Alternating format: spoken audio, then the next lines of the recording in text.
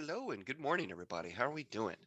We're having a webinar covering a pretty advanced topic, but it's necessary, certainly, if that's the sort of install you have. This topic basically goes to the very roots and the very core construction even of land effects when it was first pieced together in literally the early 90s.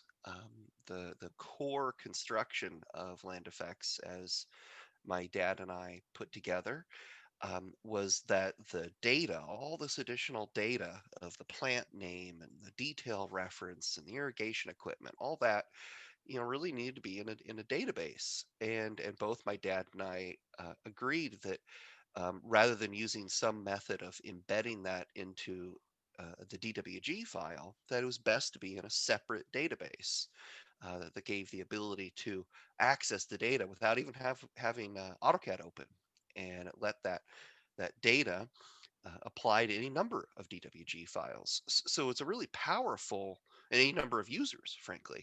And so it's a very powerful core construction. But the downside, if there is a downside, is that you do have this additional element that you have to administer, this database, which takes some effort. And that's what this webinar is going to go over, is the real advanced administration of that multi-user database. And even we'll get into the single user database. Obviously we do have cloud data as an option. Is the newer option, and of course, but there's plenty of times where you need to use local data, or you just prefer to, or even legally you have to. So we have no intentions of ever removing local data support, and this webinar is part of easing the administration of it for y'all.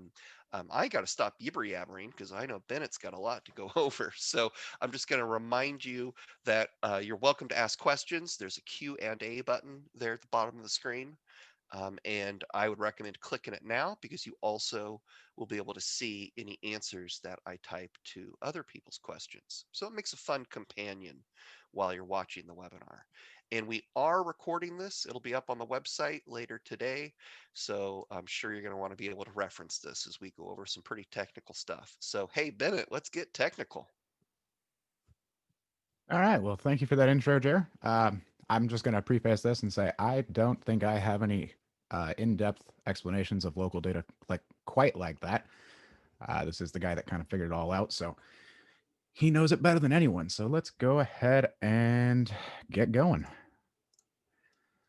So obviously this is me. I've been doing this for a few years now. I know enough to be, you know, somewhat useful sometimes and dangerous at others.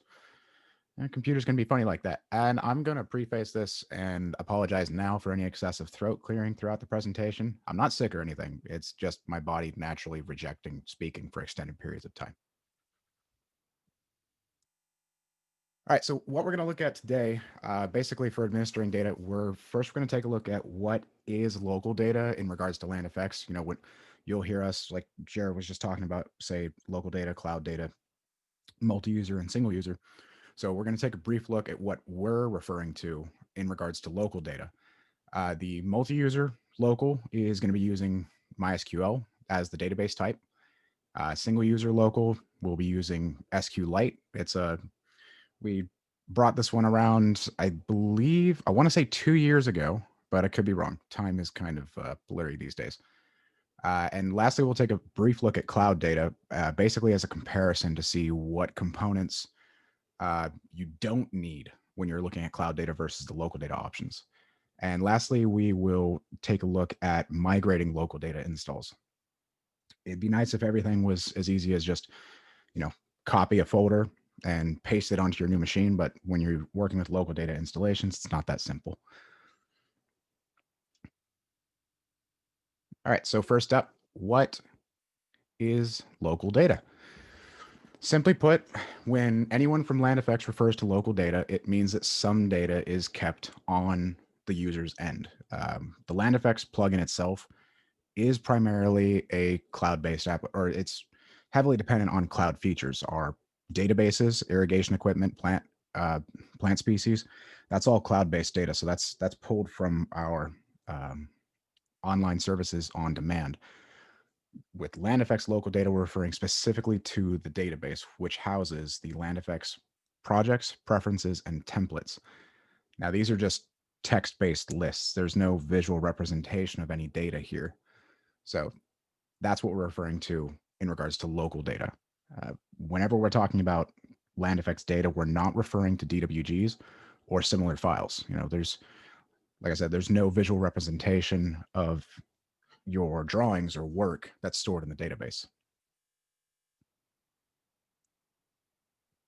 So multi-user local data is what you're usually going to run into if you're working in an office with multiple people.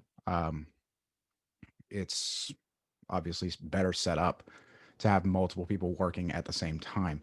Now, here are all the requirements for a multi-user local data installation. So you've got your host system or server, your database file, the MySQL server application, the MySQL ODBC connector application. The MySQL service has to be running, and you need a MySQL port firewall exception. Now, every one of these components has to be available and working correctly in order for the LandFX plugin to function. This setup does support multiple user simultaneous access. So that means you can have, 10, 20, 30 people working in CAD and using LandFX at the same time. It's not, it, MySQL is required to facilitate that connection. So with all of these various components, there are, of course, various failure points. So the most common error that we see with MySQL installations is going to be an error connecting to LandFX database message, or you'll see a fatal exit, no database connection in the CAD command line. Usually, this is going to be caused by either the MySQL port being blocked, the MySQL connector being misconfigured or not installed, and the connector is what tells CAD basically where your database is. So that's the guy running in the background that basically says, your database is on server X or whatever. Or it could be the MySQL service not running. If you're on a multi-user setup, the server users usually won't have access to that, so that's something you'll have to rope in your IT team to check. But it can stop for updates, viruses, all kinds of things. Maybe somebody was working on the server and forgot to turn it back on. Who knows? Next up, you have MySQL database connection refused. This one's a little bit more rare and generally due to a damaged database. The most common reasons we see for a database getting damaged is going to be power outages or improper server shutdowns. So it's very important to have your server on a battery backup, especially if it's always on, or if it's a server that's hosting services like MySQL, because MySQL is always running in the background. You don't want that to just stop without a proper shutdown, because you may end up nuking your database. Next, you might see the MySQL service stop while you're actually installing MySQL. I'm going to be saying MySQL a lot, by the way, so heads up. Usually, you're looking at files that are required by the installation being not accessible or not editable. And that could be because something else is holding them open, like a virus scan or indexing service, or you could be looking at registry conflicts. And lastly, we'll take a look at error writing my.ini file during the LandFX plugin installation. This is the main configuration file for MySQL, which basically says, this is the port we're going to use, this is the directory where the database is going to be stored, all that fun stuff. Usually that error is caused by permission errors either on the file itself or the directory. Now, this can happen if your installation's on like a secondary drive and somebody's manually managing various permissions, or it could be a virus, who knows? This particular error can be very persistent. We've had cases where you run through everything, rip everything out, start over and try to throw it back on there, and this error just keeps coming back. So that one can be fun to try to correct. So now that we know a couple of the more common errors you may see with MySQL, let's go ahead and take a look at how to correct them.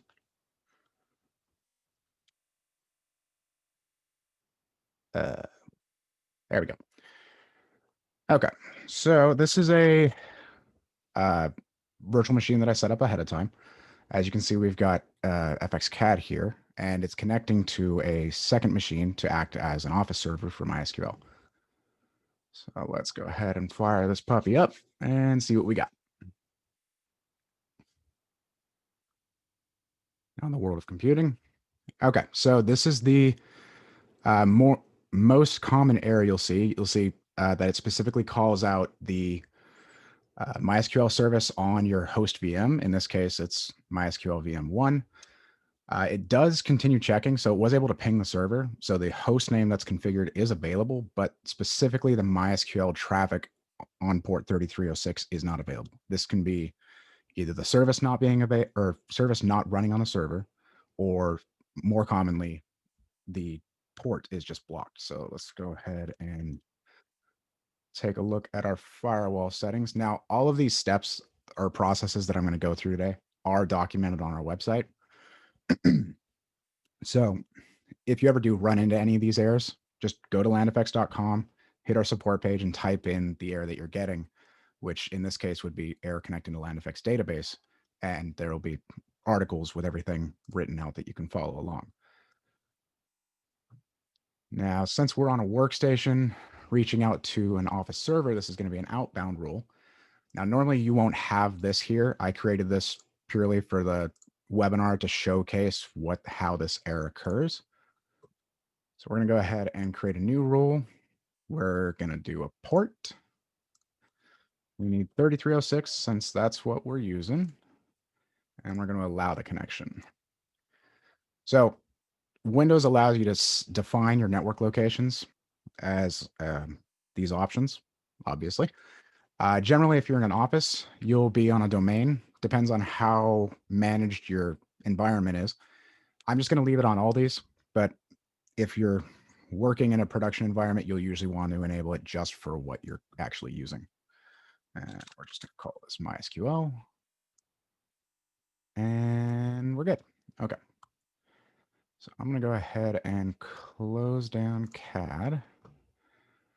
Just because during the startup process, it's going to CAD loads the LandEffects plugin multiple times during boot up. So we're going to see that error message quite a few times.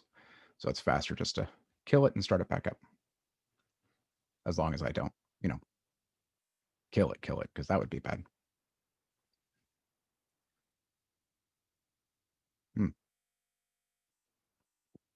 Okay, so we still have the same error message. So we cleared up the port on the workstation. Let's take a look at the server. So we know that the port is open on the workstation guy. We're going to do the same thing over on the server. This time we're going to be looking at inbound rules. And same thing, you usually will not have a specific rule in here to block anything unless it's been manually set up or set up by some sort of security software. So most of the time, you're just going to be looking for an existing rule or create a new one. And again, we're going to leave that guy. Yep. SQL. Okay, so we got the firewall rules on both systems. Let's rinse and repeat and see where this gets us. Now, judging by how slowly this is loading, I'm going to go out on a limb and say it's probably not going to work. I also know that it's not going to work because, I kind of built the VMs, but hey, we'll gloss over that. All right, so we're still down. So we know the port is open on both machines. The server's reachable, but MySQL isn't responding. So I check the MySQL service. Now, there's a lot of different ways to get to all these components, but I find just typing in what I'm looking for in the start menu the fastest way. It's a lot quicker than I don't even know how to get to control panel on Windows 10 anymore. So yeah, I just type things. All right, so the MySQL service is not running. We're just going to go ahead and fire that up. Now, if you ever come in here and the service isn't running, definitely check and make sure startup type is set to automatic. If it's set to manual or disabled, Maybe somebody else was working on the server, didn't think it was needed and turned it off. So if this isn't on automatic, if your server ever reboots for updates or anything, you'll have to manually start the service again, and you'll be running into these errors until you do so. Okay, so we got the MySQL service fired back up, and our ports are open. Third time's the charm. All right, now this is a new error, which is good news. It means we're progressing, and it just means we don't have a license available. So we'll just go ahead and move that guy over. Excellent. Activated, which is good. You know, it helps to have a license to be able to use the software. All right. And we're still thinking. Okay. Now, how CAD's loaded up. necessary was that outbound firewall rule? It could be that that was not even necessary to add, or is that also a requirement?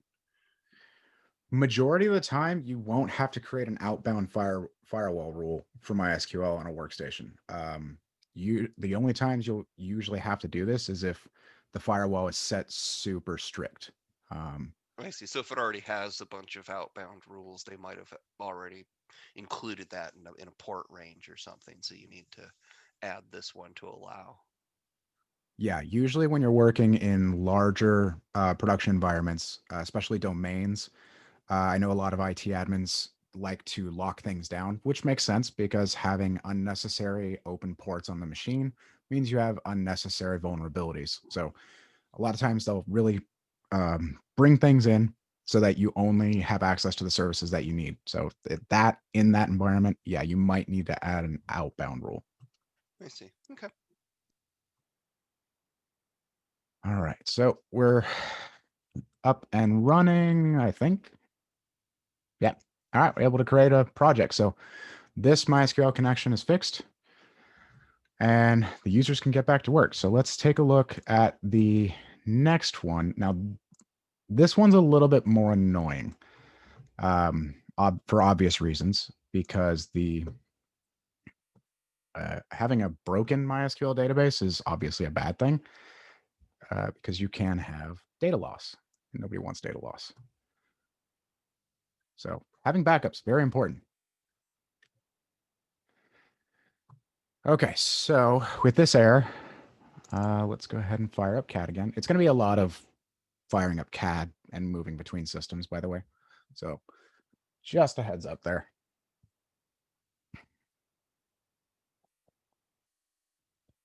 Okay, so this error is a lot different than what you'll usually see if MySQL breaks. Obviously, we've got the unable to connect to the database, but the service is confirmed running. The connection was refused, just flat out. MySQL said no.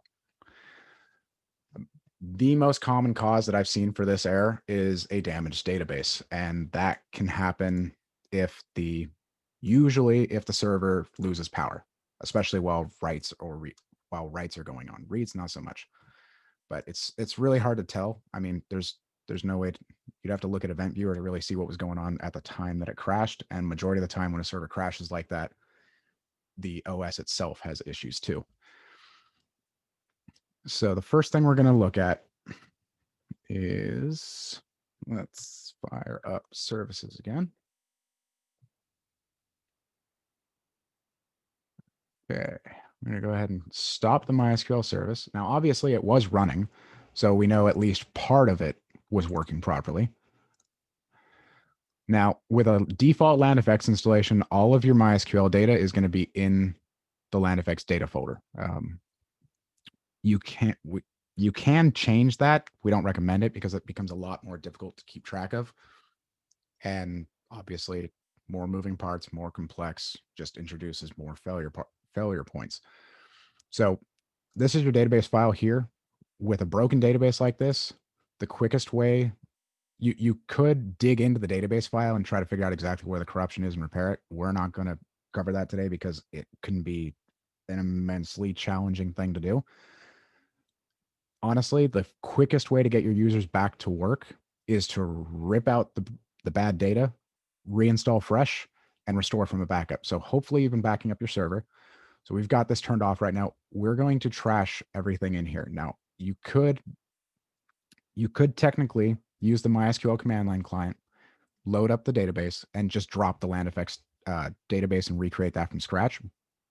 But if the MySQL service was killed inappropriately, incorrectly, yeah, I like that one better.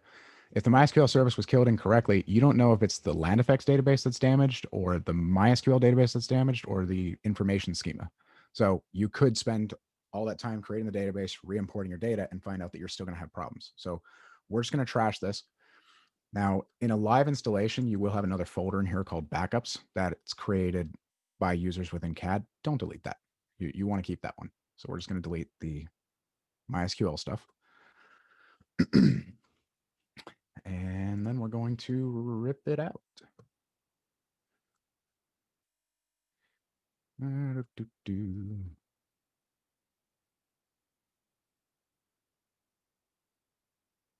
need some background music for quieter moments. Like elevator music, like do do do do do do do. Yeah, exactly. The stuff that plays in my head 24/7. Mm-hmm. I'm not going to be able to get rid of that song now. Okay, so we got MySQL uninstalled. We cleared out the database files. Let's go ahead. Now, you could potentially, instead of uninstalling, let's close that guy. I already closed it. You could potentially do a modify and try to repair the installation instead of uninstall and reinstall. But when I tried that earlier, it was not cooperating, basically. It was looking for the temp files that are extracted during the installation, and I didn't have them. So this is just quicker and easier. We do a custom installation because we need to tell it where the database files are going to be. And that's going to go to the LandFX folder. Let's go ahead and install. It's pretty quick. Right, fire up. Oops, where'd you go? And this is where we basically configure the service. Yep, we want it to be named MySQL because we want to know, well, what the service is. The database root password set up by LandFX is just LandFX. We really don't recommend changing that because if you can, but if you change it to whatever you want, yes, it's more secure. But if anything ever happens and your team reaches out to us for help and we have to try to do something in the command line client, but you don't remember the password, we can't help you at that point. Like there's no way for us to recover that password. So recommend keeping it just at the default LandFX, easy, simple, and it just works most of the time. Okay, so this is one of the nuances with MySQL. It's very picky. It should fire up. Okay, cool. Progress. Excellent. Okay, MySQL's reinstalled. Now we need to do some MySQL command line stuff. Basically, we need to recreate the LandFX database. Now that password is that password we just set up. So important to remember that. We're going to create the database we need, create the user used by the plugin, and we need to give that user access to the database. Excellent. All right, now we don't have to create any tables or anything because the plugin is clever enough to do that on its own.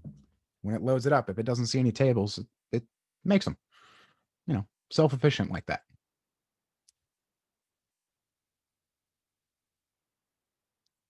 All right, that's a better message. That means we're getting a response, but obviously since we trashed the database, we don't have a registration record. So we will have to recreate that guy.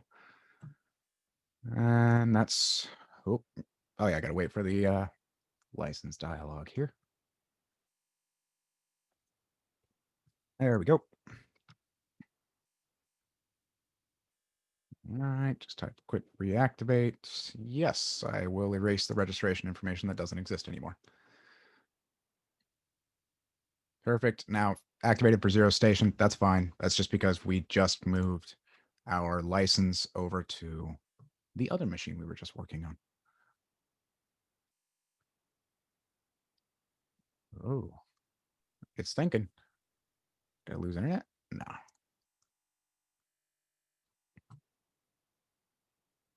Okay. Now we have a license. General preferences dialog. Good, good, good. And we can make a project. Excellent. So we have a working database again. Now at this point, if you do have, if you do take regular backups of your server and you take proper backups of your MySQL database, like stop the service, copy the file, or however you want to do it, at this point, now you know MySQL is working. So you can come back into services here. We're looking for MySQL and stop it and recover this file from one of your backups. But I would recommend renaming the file you just created first, and then restore it. Try recovering it from each backup you have until you find one that works. And worst case scenario, if none of your backups are usable, you can come back in and rename this back to just IV data 1 and then start recovering your project files from backups that were created in CAD. You'll have a backups folder here. Or the plugin also creates a .lfx.bak file in the same directory as any drawing that is used with the LandFX plugin. So worst case scenario, if your backups folder here, if the most recent backup was from, say, I don't know, a week or two ago, you can get the most recent version of any project from the same directory as the drawing it's stored in. Fun tip. All right. Okay, we fixed the broken database, so this guy is good to go. Not that long, right? Took us what, 5 minutes to get the database fixed up? Well, you were clicking a little fast. Unfortunately, I spend a lot of time on computers. I click through things.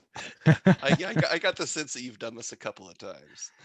No, no, first time, I promise. All right, the next guy we're going to take a look at is the MySQL service stopping while installing. Oh, actually, you know what? Let's bring that guy back up so I can show you what I'm talking about. Where did it go? Yeah. This one we're not going to be able to demonstrate live purely because it's too unpredictable on as far as how long it takes to actually get the error to show up. And what it is during the MySQL installation, the service will fail to start. This is usually caused by these log files either being uneditable or locked by another service, possibly a virus scan, an indexing service, or any number of things running in the background. It could also be a permissions issue. Something came in and changed the permissions on these files, and the system is no longer able to edit them. MySQL won't be able to edit them, and the service just fails to start. If it can't create the log files, it hard breaks. When I was trying to recreate the error for this, it would range anywhere from 5 minutes. I think I had one running for an hour before finally saying, okay, yeah, this isn't going to happen. But the simplest way to fix it is if the service isn't running, just trash these files. Just trash your log files. Oh, okay, Windows. Trash your log files. Trash the error file. Don't trash the IV data 1 file. You want that. And once you do that, go ahead and restart the service or redo your installation attempt, and it'll recreate the log files and your error file, and you'll be back in business. So very, that one's a little bit easier to fix. It's just knowing which files you have to look at. It could also be caused by registry issues. It's a little bit less common.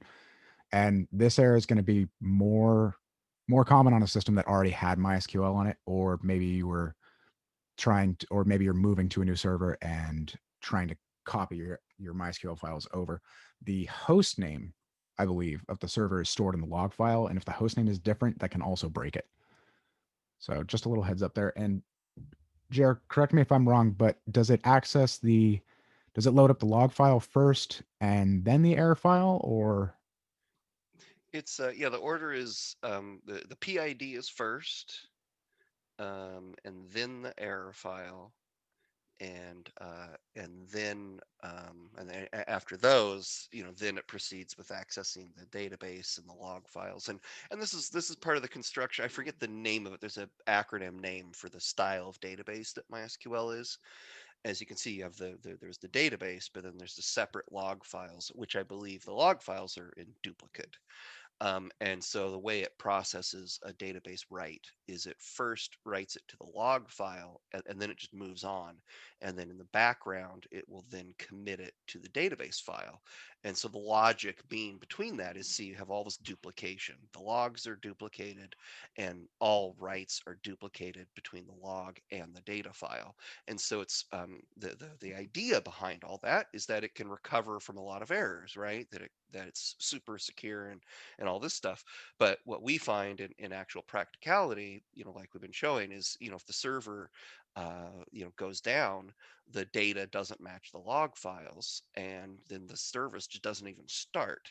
And it's like, well, wait a minute. I thought the whole point of this technology was to just sort of auto correct these sort of errors, but it doesn't really auto correct them. There are some MySQL command line things to sort of do things, but what we just showed is ridiculously fast and easy. Is you could just trash the log files and it'll recreate them. And so it really does, there is a comment to be made on, well, then why even bother with these log files? It seems to be fine with just a single data file. And as we get to SQLite, you'll see that SQLite has more of the style of just the single data file. the log files are definitely useful if you are a little bit more involved in your database administration. Like if you actually poke around in the command line client and you're comfortable with working with MySQL in that manner, you can use the log files and actually dig through your database and figure out exactly what record is wrong, and you can manually correct that. But yeah, we're looking purely from a time standpoint to get your users back up and running. This is hands down the fastest method. So, Yeah, and also, okay. but along those lines is we definitely, if you've got a lot of users and you're serious about backups, definitely part of your backup routine, not all but part, should be to stop the MySQL service and just make an entire copy of that data folder, and then restart the service. So it's very easy to script that. And that's just great to say, oh, I have a known good copy of the entire data folder from when the service was stopped. That is music to our ears if you say you have that. Absolutely. Yeah. Disaster recovery plan. You basically set yourself up so that if your server disappeared one day, just gone, you'd be able to stand up a new one and be right where you left off. Okay. So that wraps up that particular guy. The next error we're going to take a look at is the error writing my.ini file. This one is one of the more common errors you might run into with MySQL, especially during the LandFX plugin installation. And usually this one stems from there we go. This error usually stems from, like we were just talking about, disaster recovery. If your server crashed and you're trying to recover uh, when you reinstall LandFX on the new guy, if you've already copied files over, that's when you usually run into this one. Uh, Which, oh wait, is this? Oh, I spoke too soon. That's the wrong VM. Ignore me. It's okay. They all look similar. That's not right. Okay. Perfect. All right. So this one is plugin installation. So in this case, this would be your new server, right? You're trying to get it prepped to replace the either failing one, old hardware, what have you. I'll go ahead and do, do.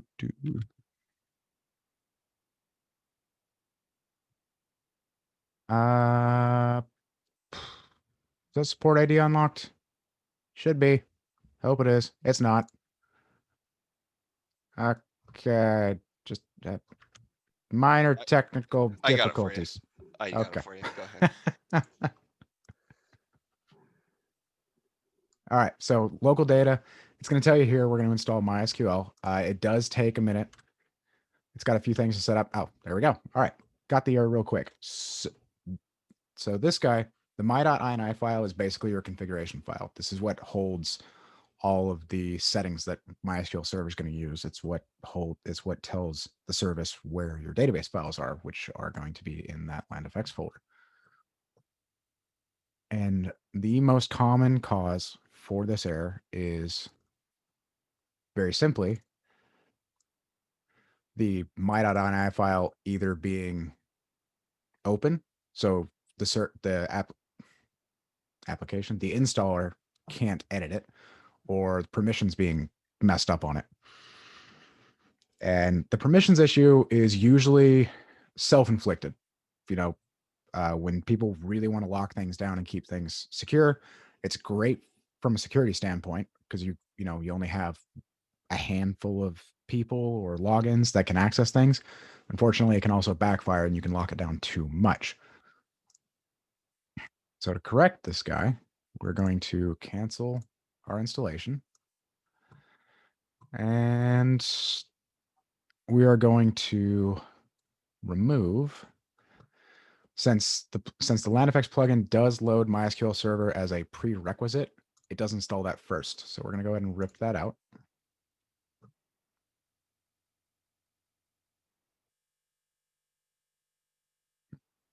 The uninstall takes 3 times as long as the install. Makes sense. Okay, and you'll see that we have the my.ini file left over after uninstalling. Obviously, from a software standpoint, if you have configuration files for something, you don't want to delete those if you have to uninstall it for an unknown reason, because not everybody knows how maybe John configured it 2 years ago. So it's going to leave that behind, and we don't want that. So we're going to go ahead and delete the MySQL server folder. Oh, see, I don't even have permission to delete it. There you go. So we're definitely looking at a permissions issue.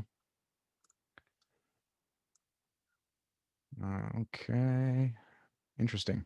I am the owner, but I cannot delete.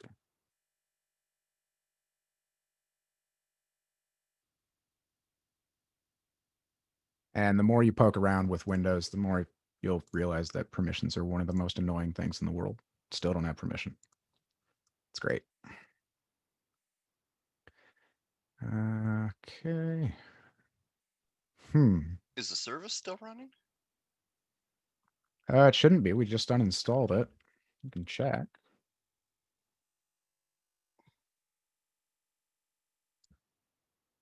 Nope, no MySQL service. I may have broken this one too good. This is yeah. Yeah, these are We the problems with it. okay. Try it again.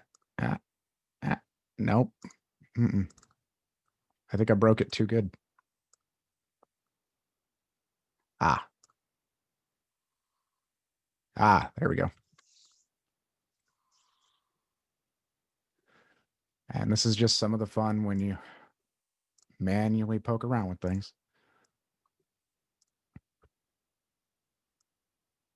Aha! Progress. Okay. There we go. How about now? Yay. Okay. So we got that guy out of there. We might also have a LandFX folder. Yep. We're going to go ahead and delete that.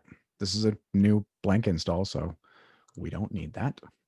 And let's go ahead and try this again. It's going to reinstall the MySQL server component because we still need it, probably.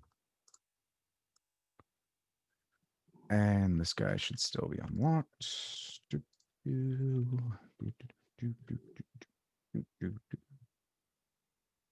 Yes. Perfect. Yep. Still want to use local data. Let this guy do its thing. Hurry up and wait. You do know there's a 7-second wait hard coded in there, right? Nah, it's fine. We won't tell them about that. We should probably drop that down to 3. I bet we could safely drop it to 3, but Probably, you say that, but somebody's probably going to install this on a very old system yeah, with I a know. Yeah, 5,400 RPM spinning drive, and it's going to yeah, need that 7 seconds. I know. That's why it's there. All right, success. No more my.ini file error. So we have a running, hopefully, installation. Excellent. Okay. So that basically runs us through most of the very common or most common errors you'll see when working with a multi-user local data installation. We covered, basically went through all these guys. They're generally really straightforward to fix. The more annoying one is the database connection refused, because that usually requires recovering data. So let's take a look at single user local data. Single user local data is basically the same thing. You're still going to have a database file local on the computer, of course, but it's a much simpler setup. So comparing this to multi-user, you have the host system, one SQLite DLL file, and then your database file. So you have three components that have to be on the system, available and ready to go in order for the plugin to function. You don't have the server application. You don't have the ODBC connector application. No service has to be running. You don't need a firewall exception. The one downside, or caveat rather, is that this does not support multiple user simultaneous access. So you can't even have two people accessing the same SQLite database. Um, Theoretically, while it could work if only one of them was doing a write or read at a time, the likelihood that that would ever actually occur is slim to none. You'd constantly be running into database access issues. Yeah, I know what I said. All right, let's take a look at a couple of the errors you might see with an SQLite database. Honestly, not a lot. I've only ever seen these two errors when working with SQLite with LandFX. The first one is due to the DLL being missing, and this one was only because we were trying to break it. I've never actually seen a user run into this error. It's very easy to fix, though. All of the SQLite files are installed by FX Workstation, which is a pretty quick install. So if you ever run into this error, just reinstall FX Workstation. Fastest way to get back up and running. The unable to connect to FX database on this computer. I know I'm reading exactly what's on the screen, but that's what I have to do. No write access. This one is very rare. I mean, they're both very rare, but this one stemmed from domain machines, basically. Sysadmins would install the software under a system account, and the installer, of course, sets permissions during install. And then when the user logs in, they didn't have any access to the database file, so they couldn't couldn't read it. So let's go ahead and we will run through these guys really quick, so you can actually see what I'm talking about and how easy they are to fix. Okay. I believe, if my memory serves me, this one is already set up for this. I could be wrong. Yeah, perfect. Okay. So this particular error, you'll see it. It's actually quite specific. It tells you exactly what the issue is and exactly what file can't be found. So it's this SQLite DLL, which handles all the communication to the database. Obviously, if we don't have that, we can't use the software. So let's go ahead and take out CAD, and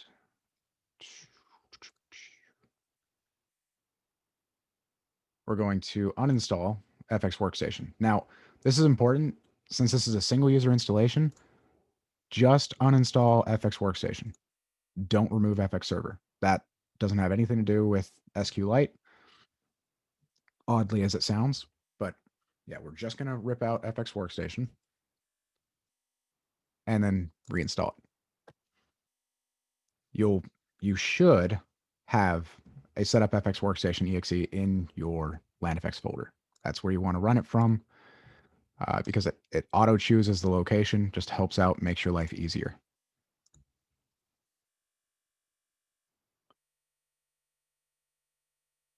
Right. Excellent. All right, so let's just double check real quick. Since we were missing an SQLite DLL, there it is. All right. We have our DLL now. Mm, is it happy? No. All right, so this is the permissions error we were talking about. And again, I've only ever seen this one on domain computers, usually because domains are super restricted. They're very dialed in as far as what the users are able to do. And if they don't have access to these files, obviously they can't work. Now, I'm just going to add the everyone group because it's easy. Usually a sysadmin won't do that. They'll add permissions for the specific user account. Also check the permissions on the LandFX folder itself if you run into this, because it's very possible that they may not have access to even dial down to that file. And if they can't get into the folder, they can't get to the file. Again, Windows permissions makes things very fun. Actually, let's just give them, yeah, that's fine.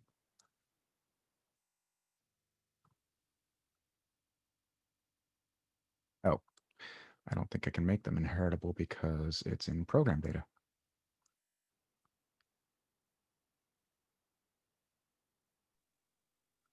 Yeah, and I ever tell you, found out about SQLite reading about that NSA spyware thing, where it said it installed this SQL system to log the data of what the user did, and I go, wait, you mean there's this malware that can install a SQL database system that easily? Because we had all these install problems with MySQL. It's like, wow, SQLite does install really easily. Yeah, I think install is even a strong word. It's a Yeah, you copy DLL. you copy two files.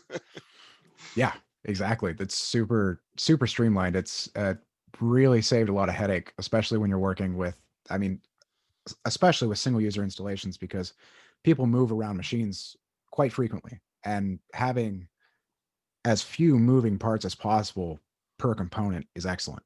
I mean, MySQL has what was it?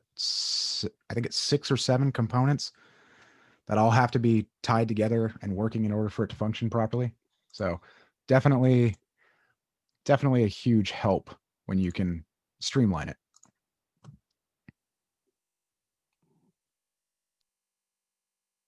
Might have helped to just, maybe add a few more licenses to this account. All right, so we got our database. We're good. We're talking. We can't create a new because I didn't have a license when I opened it, but obviously something. Excellent. All right, so that's SQLite fixed. Those are the only 2 errors I've ever seen while using SQLite, and they're both very simple fixes. Um, Reinstall FX Workstation and verify permissions on that database file. And again, the FX Workstation error or FX Workstation articles are pretty well fleshed out. They've got everything documented. Fresh download links. We do update that. What is it? Every month? I think we update them every month. All right, so we've gone through multi-user local data. Where did it go? There we go. Got it. We've gone through multi-user local data. We went through single-user local data. Now let's take a brief look at what cloud data looks like. This is the simplest setup with the fewest moving parts. You have your host system and an internet connection. That's all you need for the LandFX plugin to remain functional. Um, Obviously, the internet connection is a big one. If your internet ever goes down, you can tether your cell phone. So that one's a pretty easy workaround. But with cloud, you don't have the database file, no server application, no ODBC connector, no service running. no port firewall exception, and it And then supports. and don't forget not only that, but like the backup levels, with local, like we said, you want all these backup layers, and you're in charge of a lot of them. We do some automatic backups, but with cloud, we do, yeah, we're scraping a backup what every 4 hours. Is that our one of our basic backups of cloud? I mean, we've got backups upon backups of cloud data. So We have, yeah, tons of backups. Exactly. Yeah, it is nice being able to offload some of that from your own, so the user at that point doesn't have to worry about their database. You don't have to worry about your machine getting hit by a brownout and right, having to go through and recover each of your individual projects or track them down through your drawing directories. It's all stored in the cloud, so you can move between machines, you can move between locations, you can work on the go, and your all cloud data is really nice. It works really well. absolutely, Okay. So if you are going to stick with local data, though, I mean, a reality is you will be moving machines at some point. You're not going to stick with the same computer for 15 years. Well, you shouldn't stick with the same computer for 15 years. So when you do go to move these local data installations, there's few things to consider. You have multi-user local data, which is MySQL, single user local data, SQLite, and very old single user local data used to be MySQL. So how do you know which one you have, and how do you determine your migration process? Also, if you're moving from an old single user MySQL install, when you go to follow the single user install steps, you're going to be working with a totally different database type. So, how do you get your data brought over? Well, the simplest way is to use the tools for the job. We created a migration tool that checks your old system's database type, creates a backup that's compatible with both MySQL and SQLite, and checks or cross checks based on your choices and ensures you're restoring to the appropriate database type on your new system. But we'll go ahead and show you how this works really quick. As long as it cooperates. Sometimes my computer does not cooperate with me. It happens. They're computers, they have a mind of their own.